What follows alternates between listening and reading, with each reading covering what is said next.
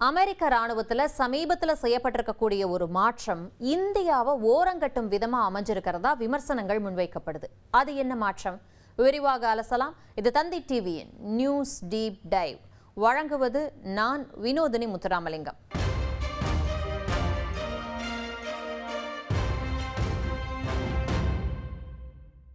America உங்களோட ஒரு முக்கியமான ராணுவ பிரிவோட பேரை மாத்திருக்காங்க. அவங்க ராணுவ பிரிவு பேரை தானே மாத்திருக்காங்க. நமக்கு என்ன அப்படின்னு ஒரு கேள்வி எழலாம். ஆனா இதுல இந்தியாவுக்கும் தொடர்பு இருக்கு. அது எப்படி அப்படிங்கிறத பாத்திரலாம். 2018 யுஎஸ் இந்தோ பசிபிக் கமாண்ட் அப்படின்னு மாத்தின பேரை இப்ப மறுபடியும் பழையபடியே யுஎஸ் பசிபிக் கமாண்ட் அப்படின்னு மாத்திருக்காங்க. அதே சமயம் அவங்களுடைய, அதாவது அமெரிக்காவுடைய வெப்சைட்ல போடப்பட்ட ஒரு மேப்ல பாகிஸ்தான் ஆக்கிரமிப்பு காஷ்மீரை பாகிஸ்தானோட பகுதியா காட்டியிருக்காங்க. ஆனா அதை நம்ம இந்தியா தன்னுடையது அப்படின்னு சொந்தம் கொண்டாடிக்கிட்டு இருக்கு. இதை இந்தியா கடுமையா எதிர்க்குது. இந்த ரெண்டு விஷயமும் தான் இப்ப பெரிய சர்ச்சையா இருக்கு. யுஎஸ் பசிபிக் கமாண்ட் அப்படின்னா என்ன அப்படிங்கறத முதல்ல பார்த்துருவோம். யுஎஸ் பசிபிக் கமாண்ட் அப்படிங்கிறது அமெரிக்க ராணுவத்துடைய மிகப்பெரிய மற்றும் ஒரு பழமையான ராணுவ தலைமையகம் அப்படின்னு சொல்லலாம். இது அமெரிக்காவுடைய ஹவாய் தீவில் இருக்கக்கூடிய ஹொனலுலு அப்படிங்கிற இடத்துல அமைஞ்சிருக்கு. 1947 ஜனவரி 1 அன்னைக்கு அப்போதைய அமெரிக்க அதிபரால இது உருவாக்கப்பட்டுச்சு. உலக வரைபடத்துல பாதிக்கும் மேற்பட்ட பகுதியை இந்த ஒரே ஒரு கமாண்ட் தான் கவனிச்சுக்குது. பூமியோட பரப்பளவுல கிட்டத்தட்ட 50% பகுதியை இது தன்னோட கட்டுப்பாட்டுல வச்சிருக்கு. பசிபிக் பெருங்கடல், இந்திய பெருங்கடலோட பெரும்பகுதி, கிழக்கு ஆசியா, தென்கிழக்கு ஆசியா, ஆஸ்திரேலியா, அப்புறம் தெற்காசியாவுடைய சில பகுதிகள் இதுக்குள்ளதான் வருது.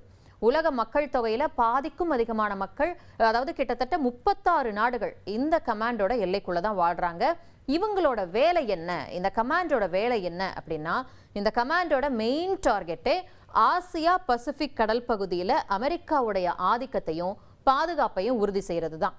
இந்த ஏரியாவில் ஏதாச்சும் போர் அல்லது பதற்றம் ஏற்பட்டா, உதாரணத்துக்கு இப்போ வடகொரியா ஏவுகணை சோதனை நடத்தினாலோ இல்லை சீனா ஆதிக்கம் செலுத்தினாலோ அதை இவங்க தான் கையாளுவாங்க.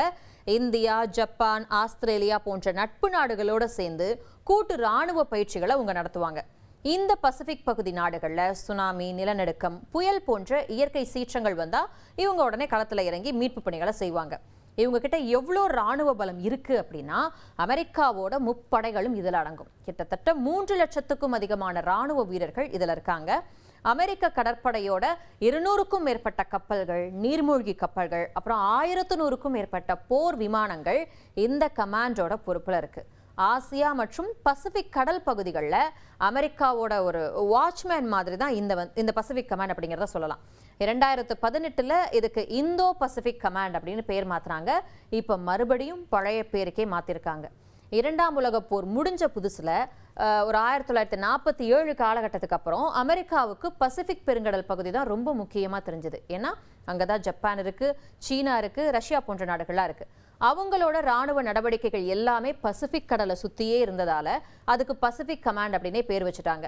அமெரிக்கா வரலாற்றில் நடத்தின மிக முக்கியமான பெரிய போர்களான கொரிய போர், அப்புறம் வியட்நாம் போர், இது எல்லாமே இந்த பசிபிக் கடல் எல்லைக்குள்ளதான் நடந்துச்சு. அதனால அவங்களோட மொத்த ராணுவ பலமும் கவனமும் பசிபிக் பகுதியிலே தான் பல தசாப்தங்களா நீடிச்சுது. அந்த காலத்துல இந்திய பெருங்கடல் பகுதி இப்ப இருக்கிற அளவுக்கு உலக அரசியல்ல பெரிய விவாத பொருளா இல்லை. சீனாவுக்கும் இப்ப இருக்கிற மாதிரி அப்போ பெரிய கடற்படை பலம் கிடையாது. அதனால அமெரிக்கா இந்திய பெருங்கடல் பகுதியை அவ்வளவா கண்டுக்கல, அது முன்னாடி. ஆனா 2018 ஏன் இந்தோ அப்படிங்கிற பேரை சேர்த்தாங்க அப்படின்னா, சீனாவோட அசுர வளர்ச்சி.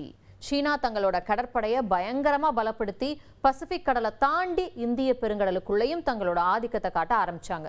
இதை பார்த்த அமெரிக்கா சீனாவை தனியா சமாளிக்க முடியாது, இந்திய பெருங்கடல் பகுதியையும் கவனிக்கணும் அப்படின்னு முடிவெடுக்கிறாங்க. இந்திய பெருங்கடல்ல சீனாவுக்கு சவால் விடக்கூடிய ஒரே பெரிய நாடு அப்படின்னா இந்தியா தான். அதனால பாதுகாப்பு விஷயத்துல இந்தியாவை தங்களோட மிக முக்கியமான ஒரு கூட்டாளியா அமெரிக்கா பார்த்தாங்க. அது வரைக்கும் அமெரிக்கா பசிபிக் கடலை தனி ஏரியாவும் இந்திய பெருங்கடலை தனி ஏரியாவும் தான் பார்த்தாங்க. ஆனா உலக வர்த்தகமும் பாதுகாப்பும் இந்த 2 கடல்களையும் சார்ந்துதான் இருக்கு. அப்படிங்கிறப்ப இது ரெண்டும் பிரிக்க முடியாதது அப்படின்னு 2018 தான் அவங்க உணர்றாங்க. இந்த பகுதியில பாதுகாப்பு விவகாரங்கள்ல இந்தியாவுடைய முக்கியத்துவத்தை உணர்த்துற மாதிரி இந்தோ பசிபிக் கமாண்ட் அப்படின்னு அப்புறம் பேரை மாத்துறாங்க. அடுத்து இந்தியா, அமெரிக்கா, ஜப்பான், ஆஸ்திரேலியா ஆகிய 4 நாடுகளும் சேர்ந்து உருவாக்குன குவாட் அமைப்புக்கு இந்த இந்தோ பசிபிக் அப்படிங்கிற கான்செப்ட் தான் அடித்தளமா இருந்துச்சு. ஆனா இப்ப ஏன் பேரை மாத்திருக்காங்க அப்படின்னா, மறுபடியும் பழைய மாதிரியே அமெரிக்க பாதுகாப்புத்துறை பென்டகன் என்ன சொல்றாங்க அப்படின்னா, இந்த கமாண்ட் 1947 ஆரம்பிச்ச இருந்தே கிட்டத்தட்ட 70 வருடங்களுக்கு மேலா பசிபிக் கமாண்ட் அப்படிங்கிற பேர்ல தான் இருந்துச்சு. கொரிய போர், வியட்நாம் போர்னு அமெரிக்க ராணுவத்தோட மிகப்பெரிய வரலாறே இந்த பேரோட தான் கலந்திருக்கு. அதனால எங்களோட பழைய வரலாற்று பாரம்பரியத்தை மதிக்கவும், அப்புறம் ராணுவத்துல வேலை செய்யக்கூடியவங்களுக்கு ஒரு பெருமையை ஏற்படுத்தவும் தான் மறுபடியும் பழைய பேரை வச்சிருக்கோம் அப்படின்னு சொல்றாங்க. பேரை தான் மாத்தணுமே தவிர நாங்க செய்யக்கூடிய வேலையோ இல்ல இந்தியா கூட இருக்கக்கூடிய உறவையோ 1% கூட நாங்க மாத்த மாட்டோம் அப்படின்னு அமெரிக்கா தெளிவுபடுத்தியிருக்கு. அமெரிக்கா சும்மா பேரை தானே மாத்துது அப்படின்னு சொன்னாலும் உலக அரசியல் வல்லுநர்கள் இதை ஒரு வேற கோணத்திலையும் பாக்குறாங்க. சீனாவுக்கு எப்பவுமே இந்த இந்தோ பசிபிக் அப்படிங்கிற வார்த்தையே பிடிக்காது. அவங்க அதை ஏசியா பசிபிக் அப்படின்னு தான் சொல்லுவாங்க. இப்போ அமெரிக்கா இந்தோ அப்படிங்கிற பேரை தூக்குனது சீனாவுக்கு ஒரு நிம்மதியை தரலாம். சமீப காலமா இந்தியாவுக்கும் அமெரிக்காவுக்கும் நடுவில் சில வர்த்தக ரீதியான மற்றும் கொள்கை ரீதியான கருத்து வேறுபாடுகள் இருக்கு. அதனாலதான் அமெரிக்கா இந்த மாற்றத்தை பண்ணியிருக்கும் அப்படிங்கிற விவாதமும் கூட போய்கிட்டு இருக்கு. அடுத்து அந்த மேப் விவகாரத்துக்கு வருவோம். இதுதான் இந்தியாவுக்கு ரொம்ப சென்சிட்டிவான விஷயம்.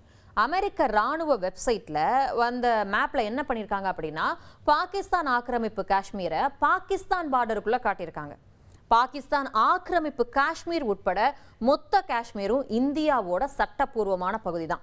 அதனால இந்த மேப் இந்தியாவுக்கு பெரிய கோபத்தை ஏற்படுத்தியிருக்கு.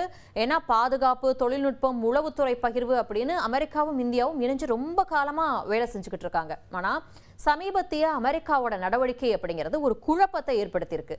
எதுக்கு திடீர்னு இந்தோ அப்படிங்கிற வார்த்தையை தூக்கணும்? எதுக்காக இந்தியாவுடைய மேப்பை மாத்தணும்? இதன் மூலமா அமெரிக்கா என்னதான் சொல்ல வருது அப்படிங்கிறது புரியாத புதிரா இருக்கு.